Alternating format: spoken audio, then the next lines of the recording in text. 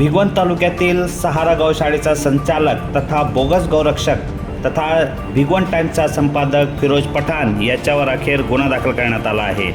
पशुसंवर्धन कायद्याअंतर्गत कारवाई दरम्यान सहारा गौशाळेकडे सुपूर्द करण्यात आलेल्या 82 जनावरे लंपास झाल्याच्या प्रकरणी अखेर भिगवण पोलीस ठाण्यात FIR क्रमांक 80/2026 अंतर्गत BNS कलम 216 पोटकलम 2 आणि 3चा पोटकलम 5 नुसार गुन्हा दाखल करण्यात आला आहे। या प्रकरणात मुख्य आरोपी म्हणून फिरोज पठाण तसेच तेजस कोंडे आणि जमील शेख याच्या विरोधात क्रिमिनल ब्रीच ऑफ ट्रस्ट अंतर्गत गुन्हा दाखल करण्यात आला आहे। मात्र या प्रकरणात एका महिलेसह 2 पत्रकारांच्या भूमिकेबाबतही आरोप करण्यात येत असून त्यापैकी एक पत्रकार भिगवण येथील तर दुसरा कोंडवा पुण्यातील पत्रकार असल्याची चर्चा सुरू आहे।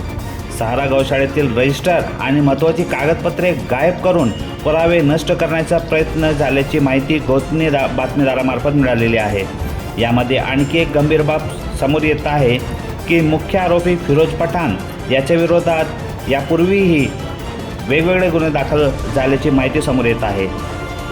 त्याच्या विरोधात कर्जत पोलीस स्टेशन जिल्हा अहिल्यानगर येथे FIR क्रमांक 211/2025 अंतर्गत बालकांचे लैंगिक अपराधापासून संरक्षण अधिनियम म्हणजेच पॉक्सो ॲक्ट 2012च्या कलम 4 व कलम 6च्या पोटकलम 1 तसेच विविध गंभीर कलमाखाली गुन्हा दाखल असल्याची माहिती मिळाली आहे।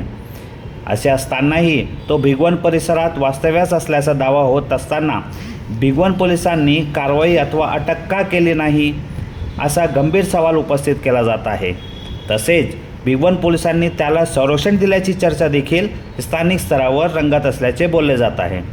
या प्रकरणाचा खुलासा मी मराठी क्रांती न्यूज चॅनलचे मुख्य संपादक व इन्व्हेस्टिगेटिव्ह जर्नलिस्ट शेख अजर कादरी यांनी केला असून फेअर इन्व्हेस्टिगेशन आणि फेअर तपासणी व्हावी यासाठी स्वतः जनहिताच्या दृष्टीने पार्टी इन पर्सन म्हणून न्यायालयात धाव घेणार असल्याची माहिती समोर आली आहे। पुढे या प्रकरणात काय होईल याच्याकडे पूर्ण महाराष्ट्राचं लक्ष लागून राहिलेलं आहे। यशस्वी उद्योजकांची गाथा, काय होते त्यांच्या यशाचे रहस्य, काय होते त्यांच्या उद्योग जीवनातील अडचणी, कसे केले त्यांनी त्यावर मात, लवकरच घेऊन येत आहोत अपेक्स मीडिया प्रस्तुत मी उद्योजक फक्त मी मराठीवर।